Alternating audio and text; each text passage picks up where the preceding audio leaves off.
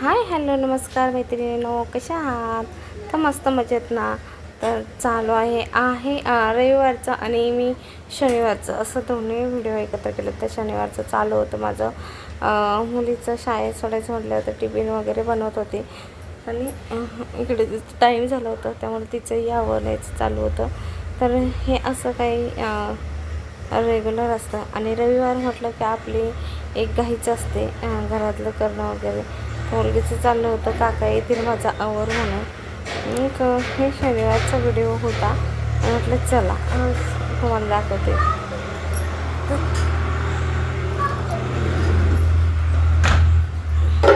हे असं आवरता म्हटले तुम्हाला थोडंफार दाखवून घ्यावं.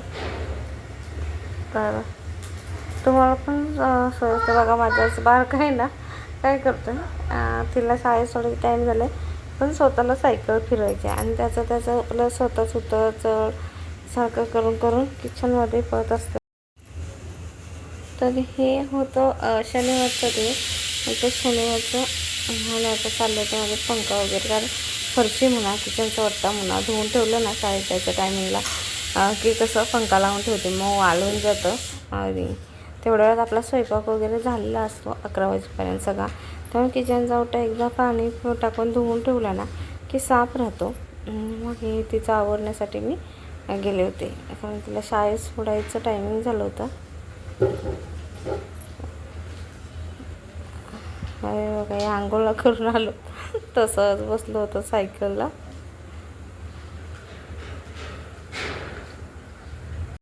तेवढ्या वेळात अख्खं कामं धुणं वगैरे पण घेत असते मी तेव्हा आवरून, आणि दिवसभर पडतच असतं. मुलं म्हटलं की आपल्या धुणं वगैरे बाकीचे कामं असतातच. तर हे चालूच होतं. आता शिवांचं पण आवरलं, कारण जायचं टायमिंग झालं की बरोबर त्या टायमिंगनुसार आवरलं ना की बरोबर व्यवस्थित आपली कामं आवरून जातात. तर हे काही माझं आवरणं, मुलांचं आवरणं की झालं टायमिंग म्हणायचं शाळेला जायचं. आणि आता त्यांचं चालू होतं होली आहे. तर तेच चालू आहे त्यांचं दोघांचं.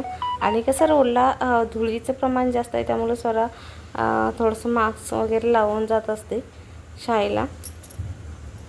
तेच मास्क वगैरे लावून चालली होती आणि त्यांचं चालू होतं मम्मी होली आहे. तर होळीला कधी जायचं, होळीला गावाला जायचं आहे ना. एक ओढ असते गणपतीची आणि होळीची म्हटलं की मुलांना गावाला. आणि हे अजून स्वेटर घालतं तिला शाळेमध्ये पंखात, कारण तिला ना धुळीचा त्रास झाला होता, मध्ये पोट पण दुखत होतं आणि ताप वगैरे, त्यामुळं ती स्वेटर घालून जाते. आता जरी गरमी होत असली ना तरी म्हणते मला थंडी वाजते शाळेत जेव्हा पंखा चालू ठेवतात आणि दारं खिडकी सगळेच ओपन असतात. त्यामुळं कसं होतं तिला ते सूट होत नाही सगळं, म्हणून ती स्वेटर घालून जात असते अजून पण.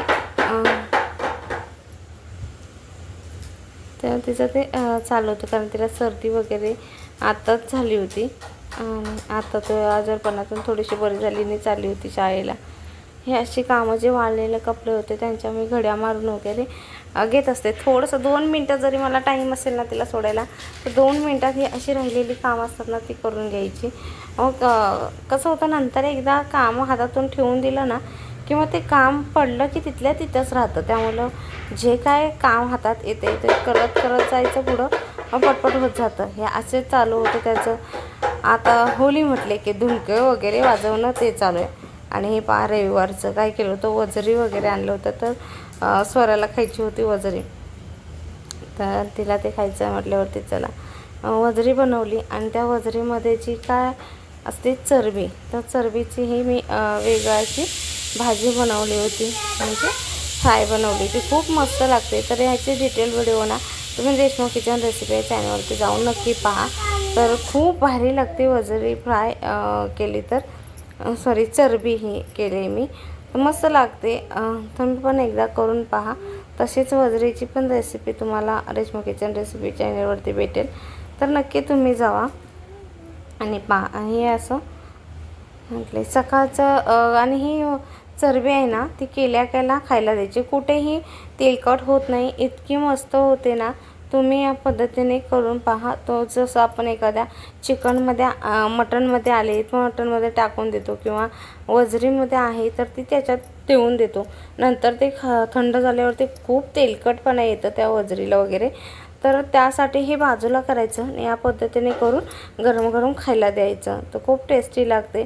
त्याचबरोबर नंतर मग मी केले होते अंडे वापरले होते. तर त्यांना मसाला मीठ टाकून होते असे अंडे फ्राय करून हवे ते.